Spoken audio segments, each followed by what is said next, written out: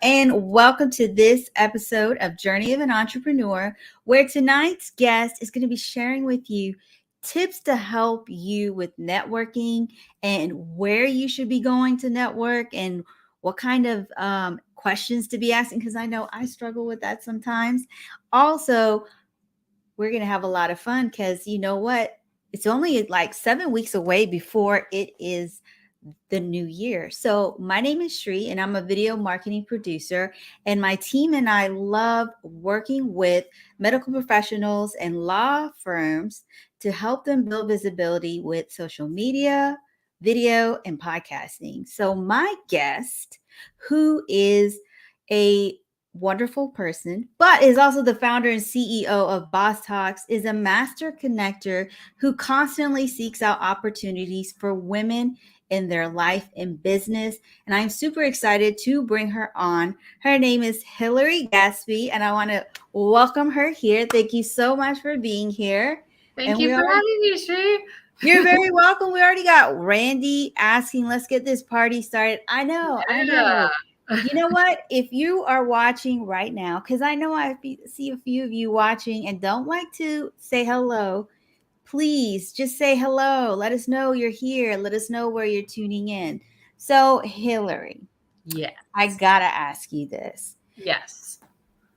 What was the first time that you realized that you could sell something to someone? That I could sell something to someone? Wow. Oh gosh.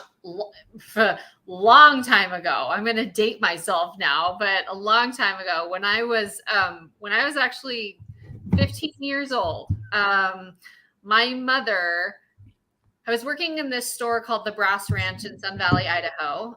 It was a retail store, and my mother walked in with the casino mogul Steve Wynn. And Steve, my parents were kind of acquaintances, and he had a house in Sun Valley, and I knew of him, but I didn't really know him. And so my mom was coming in to have lunch with me, and she ran into him and brought him in because she felt that I needed to meet him. And, you know, I didn't really think much of it, but I was kind of like, all right, well, you know, my mom's introducing me. My mom's been a master connector her whole life as well. And so she introduced me to him, and at the time the Brass Ranch was carrying Ralph Lauren, and Ralph Lauren is one of my favorite brands. And he asked me if I liked the brand, and I told him it was my favorite brand, and I was like a Ralph Lauren girl, and I loved how, you know, the women of Ralph Lauren were always poised and looked successful. And so he said, well, you know, Ralph Lauren is a really good friend of mine, and if you ever want to meet him, you just let me know. And so fast forward several years to college, and I was in Paris in my flat, and I needed an internship and for after college. And I ended up remembering what he had said. I wanted to go into the fashion industry. And so I remembered what he had said, and I leveraged that connection, and I gave him a call, and he helped set up an interview for me with Ralph Lauren in Paris. And then I went to the interview and I got the job. And so that's when I learned how you can leverage your relationships to help yourself and others. And I think that and leverage, I think, is also about sales, and you're selling yourself. And so I was selling myself to be an intern at Ralph Lauren to him. And it was, you know, it's all about getting that foot in the door. And that's what I did. All right. This is a lot because she was 15 and she was selling. Like, how many of you were 15 and that your first job was selling something in a clothing department store? Because I really made my daughter when she was 16. I was like, you're not sitting home this summer. You're getting a job. And she ended up finding an internship where they taught her how to interview and get ready for the job. And she got hired at Banana Republic.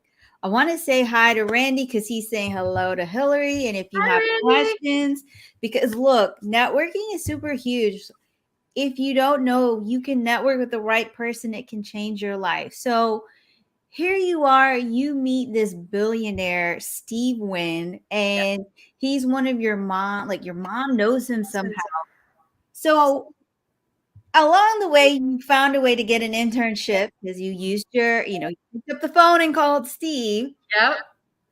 Now that internship taught you a few things. Yes. What are some things that you learned from working at the internship at Ralph Lauren and then being with him? If I'm not mistaken, you worked with him for 11 years. No, so I worked with Ralph Lauren for only a year. I was an intern there in Paris. I learned a lot of things, but I had not really had like a real job before, a real corporate job. I worked in retail when I was younger, and I also had my own babysitting business when I was about 12. And so one of the things that I learned was how to communicate there. I was in the PR and marketing side of the business, and I learned how to communicate. I learned how to leverage what I had learned already as someone in retail and building relationships, and how to utilize those relationships to get to the next level. And so when I was working in the marketing department, I got to work with women that happened to be French. So I had to speak French the whole day. And it was a very big learning curve for me because that's not my first language. My first language is obviously English. And so we spoke French the entire time. And what was so incredible is that I learned how to do business in both languages, but then I also learned how to build relationships within the work environment. Okay, this is getting really interesting because I worked retail when I was Uh-huh. I had just graduated college. I lived in Miami. And so the job that I had was with Ann Taylor Loft, and it was predominantly staff was all Spanish. The clients were Spanish. So my Spanish needed to come out real quick. So I want to ask those in the audience, if you're watching the live right now, or you're watching the replay, or even if you're listening to this on the podcast Adventure of an Entrepreneur, I would love to know, have you been in a position where you had to really think about things in two different languages? For me, I had to really learn how to communicate with my team. I used a lot of como se dice in my hands. But for you, that is difficult. So in Paris, like from what that I can see is, how did you know where to go to be able to communicate when you're networking with people? So I didn't really know, but networking is innate in me. Both my parents had the gift of gab, and I do too. And I like to build relationships wherever I go. And so I kind of just threw myself in. I was an intern, but I made sure that I soaked up all the knowledge that I possibly could. And I also made sure that I made the best relationships within that company, including the president of France, the president of France, Ralph Lauren. So it was a really great opportunity for me, and I loved my time there. Unfortunately, it was only an internship, and it was going to turn into a job. They actually really liked me and wanted to create a job for me there, but 9/11 happened, and unfortunately, that just didn't go to plan.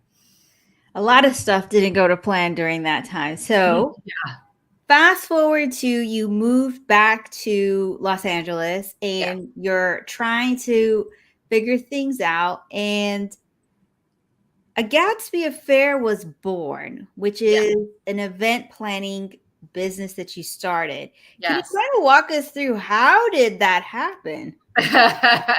Actually, it happened by it was an accident. It was not I did not plan on starting a business. I was working with a company out of San Diego and helping them do biz dev to get new clients in the event space. And I had met a gentleman who owned his own accounting firm. And he actually was really good friends with one of my neighbor from Sun Valley, Idaho, somebody I grew up with. And he was really good friends with them. He went to boarding school with them. And we connected on that level. And then we ended up meeting, and he told me that his marketing and events person was leaving and he needed someone. And I told him about the company I was working with.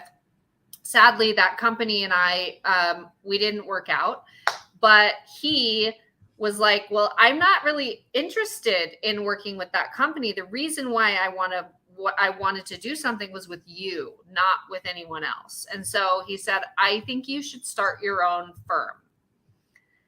And that was a Friday. So the next day, I called a graphic design friend of mine, and we created the logo Gadsby Affair. And so this client said, I want you to put a proposal together for me. I don't care what it is, just put a proposal together, even if your LLC is not formed yet, and give it to me on Monday. So I came in $50 less than what the other proposal was. He had not signed the contract yet with the other person. And so that's how a Gadsby Affair was born. It was really leveraging, again, a relationship that I had met through my neighbor, and I turned it into a business. And that's kind of how everything started. And I had that business for 10 years. And the overall mission was ROI for events. And so to do that, you build relationships, you leverage the relationships you have, build strategic partnerships so that you can share audiences and create brand awareness, brand equity, and acquisition. This is a lot for someone who's like, okay, I had to do all this with business. And, you start slow. I will say this much. You start slow with, okay, what events should you attend, whether online or in person? Yes. And then you build up, and you will have opportunities. Because what I've learned along the way in the last 3 years is opportunity is always there. It's just that if you see it or you don't. So I do want to go into the comments really quick. We have Randy who says he knew he knew French. We We used in the sentence. Randy, you're the comedian in the house. And then we have Yolanda. Thank you so much for joining us here. All right, everybody. So here we have Hillary, and she is just like on the fly starting a business. Okay, we're going to start a business overnight because this is what we need to do. Yes. And we have Gail joining in. Okay, so I really want to start with this question because it seems like some of us were networking.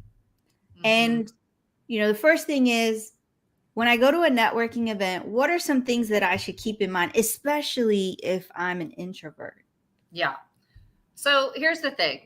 When you go to a networking event, no matter if you're an introvert or an extrovert, your first business is not to ask for what you need. Your first business is to ask what they need. It's all about building valuable relationships first. So walk into a networking event. I know it can be scary for introverts, but just go up to the very first person that you see and say, hello, my name is, and this is what I do. How can I help you? That is the best thing that you can do. I know for introverts, it's very, very scary to do that. But when you go to a networking event, you are going to be with a lot of people. And I understand that it can be scary for you, but you've just got to bite the bullet and say hello to the first person that you see. And then what'll happen is more people will walk over, say hello, and then you have a little group and you're talking and you're learning all about each other, and you're learning about your business. You're learning about what you like as hobbies. You're building relationships, and that is the most important part. I would love to hear from you all, podcast or live show right now or replay. What helps you when you walk into a networking event? What do you do to break the ice? Because I find that you're not really breaking the ice for them. You're breaking the ice for yourself. Yeah. And one thing I do is I actually admit that I'm nervous. I'm like, I'm super nervous to be here. And the next person's like, me too. So like, you want to be my friend? Okay, sure. And that's just how it goes. Now I find that, okay, we're moving from, we still have online networking events, but Yes. we're seeing that more and more are coming live, like in person.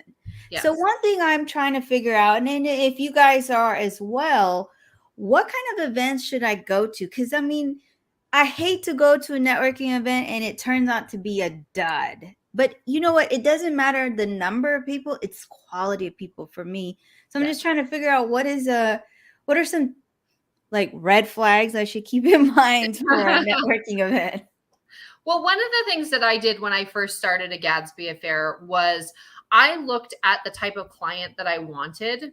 And so I would actually go to those networking events. So I would go to an accounting firm, I would go to like accounting firm, financial firms, all of those things so that I could learn from them, learn what their needs were. It was almost like collecting data and building relationships with them because those were my clients. My clients were financial service firms, law firms, luxury goods and services, those kinds of things. And so I would go to those particular types of events.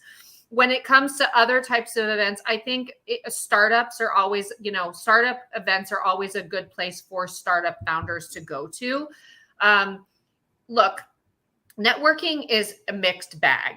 It can be good and it can be bad, right? And so it's not necessarily about the event, it's the people that are going to be there. And I think it's really important that you, even if they're not there, if they can't help you now, they might be able to help you in the future. And so I think that that is what you need to think about. So don't go into a networking event and be like, oh, this is not right for me. These are not the right people, because you just never know who you're going to meet at these events. And that's something that my mother has always instilled in me, is like, always dress the part, because you never know who you're going to meet. Get on an airplane and you never know who you're going to meet. Don't wear sweats on an airplane. Look polished when you're on an airplane, because you could be sitting next to someone who could potentially help you in your business or in your life. So I think that's really important to know. And I don't think any networking event is really a dud. I think you just have to go with the right expectations. You and Randy are on the same page. It's what you make of it. Right. Yolanda says, I try to be one of the first people to arrive so people come to me. That's a really good tip. I will keep that in mind. I also loved how you said the plane. So many of us like to be comfortable, but Yep. it is true. I have a friend of mine. The person he sat next to happened to be a woman who built several multi-million-dollar businesses. And so now she is a person that everybody wants to work with. So Yep. that is like this is what Hillary just shared. It's true. You never know who you will be sitting next to. And you have a wonderful podcast and a wonderful network group called the Boss Talks Network. So, kind of like tell us a little, well, not even kind of, how did it come to life, Yep. and what can we do? What can we expect if we were to join? Sure. So Boss Talks actually started out as a speaker series. So I won't be wearing any leggings to events. That's funny, Randy. So I actually started it as a blog. In 2012, I created a blog called Stiletto Gal, and it was really an opportunity for me to show people what it was like to be an entrepreneur. So it was like a day in my life as a woman entrepreneur. And I made it as told by my shoes, because one of the things that's made me stand out when I was coming up in entrepreneurship was I would wear the highest possible high heels, and they were always really fun heels. I was always known for them. So I named myself Stiletto Gal and created this blog. So it was walking a mile in my shoes every day.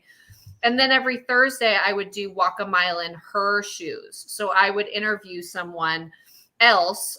It was all digital online. It was not a podcast at the time. It was more just written digital. And I would interview these people.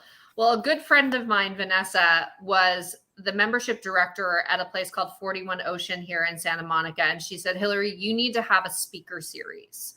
You need to do this. You need to have something. And so we launched Secrets of Successful Women Entrepreneurs in 2014 at 41 Ocean in Los Angeles. And it rebranded to Boss Talks in 2016. But my first speaker was Toni Ko, the founder of NYX Cosmetics. You've seen her on the cover of Forbes. She sold her business to L'Oreal for hundreds of millions of dollars. And now she has other brands that she's created. And she ended up investing in a woman named Nikki Levy, who's the founder of Alchemy 43. It's kind of like Dry Bar for Botox and fillers. Well, she met Nikki met Toni at my event, the first ever event that we did in 2014. And Toni became her first investor. And what's so incredible is all these things started happening. These women were connecting with each other. Opportunities were happening. Women were finding best friends. They were finding funding sources. They were finding new clients. They were finding all these different opportunities. And we did it for 6 years in LA. And what we found was there were 3 things that women lacked. And it was mentorship, access to capital, and connections, the right connections. And so that's how Boss Talks was born. In 2019, my father passed away, and he has always been my biggest supporter, my biggest cheerleader. And it kind of lit a fire under me. And I was like, how can I expand this and go to other cities? And that's kind of what happened. We started to build out other cities. And we were planning on launching a mentorship platform, an online mentorship platform. Eventually, we were building that. And unfortunately, we know what happened in 2020.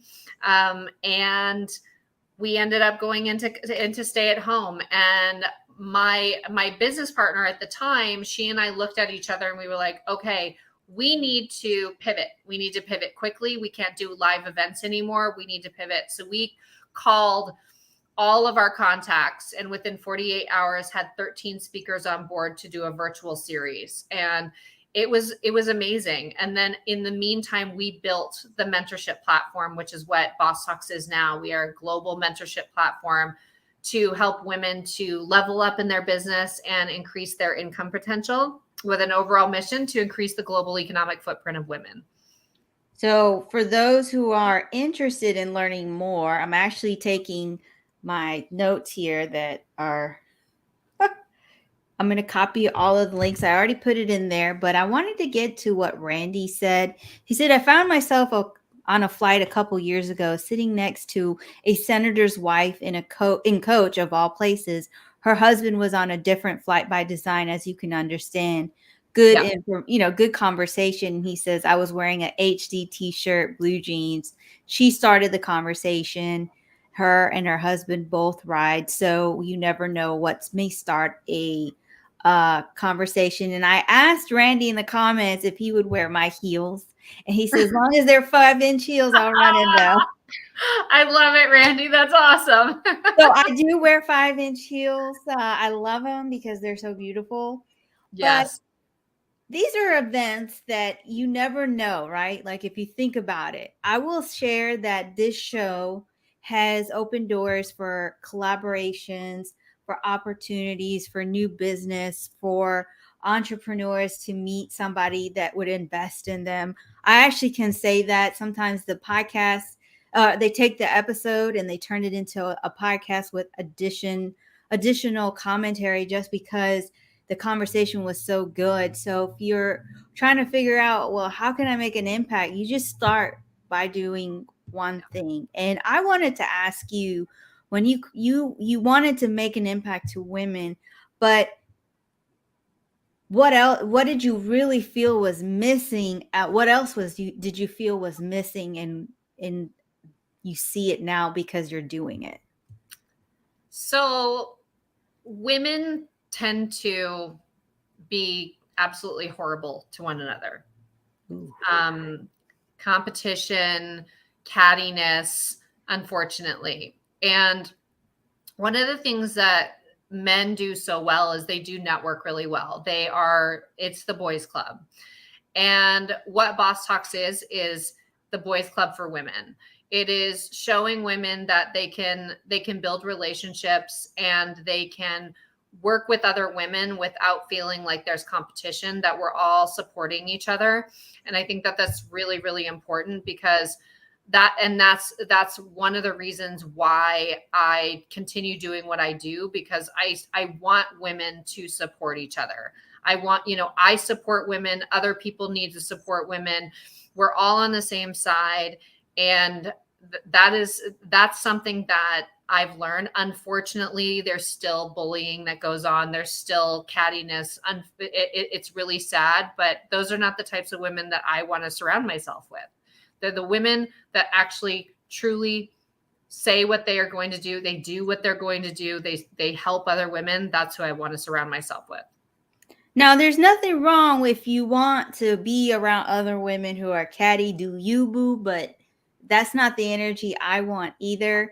No. And someone asked me recently why I do what I do. And one of them was to leave legacy, because I truly believe that after my ex had passed away, my daughter's father in 2018, it was really important to leave legacy. And then recently I developed and understood that your voice matters. And if you see something or you hear something, to speak up. And unfortunately, this lesson was taught to me when I was younger. I had a brother and he passed away today. So I always think if I had said something, would it had changed? So those two things mean why, or it really is important. And it is in everything I do, from the podcast, the live streaming show, helping all of you to get confident to be on camera, to share your stories.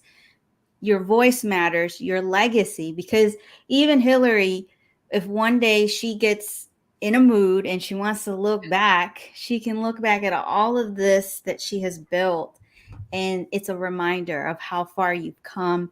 And then also for anyone who knows you, anything is possible in life. I will say, I am Jamie Lee. She was Boss Lee.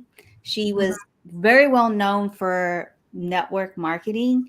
Yeah. And she got cancer, and within this year, she found out in March, she passed away in October, or was it September?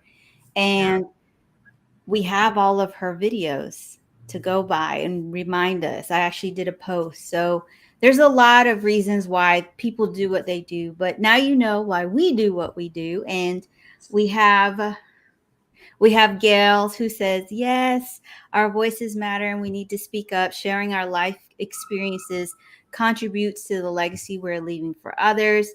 Randy, it's so fun being around catty women. And Yolanda says, I agree. We need to support each other. So, and then David James is sharing, yes, rest in peace, Jessie. She was amazing. Yes, indeed. So, Yeah. I want to make sure that we all know how to connect with you. So please let us know. I did drop the links in the comments, but just in case. Well, we are undergoing a major overhaul on the brand and the platform. So bosstalks.com is under construction and it will be for the next couple of months. However, you can see everything that we're doing on @Boss Talks Network on Instagram. You can also connect with us here on LinkedIn. And we do not do Twitter or X now, but we are also on Facebook as well. And you can always DM me. It is me on Boss Talks Network, so you can DM me, and I'm happy to respond. I usually do within a day or so. So there you have it. You know how to connect with her, and I will make sure that all the platforms have her links. Yes. And all of you will go and check out the newest episode on my podcast. It's on all of the podcasting platforms, but I also drop the links in the comments. Would love for you to leave a review as well, because what I'm doing is I'm taking the first episodes that I did on Instagram and turning them into podcast episodes.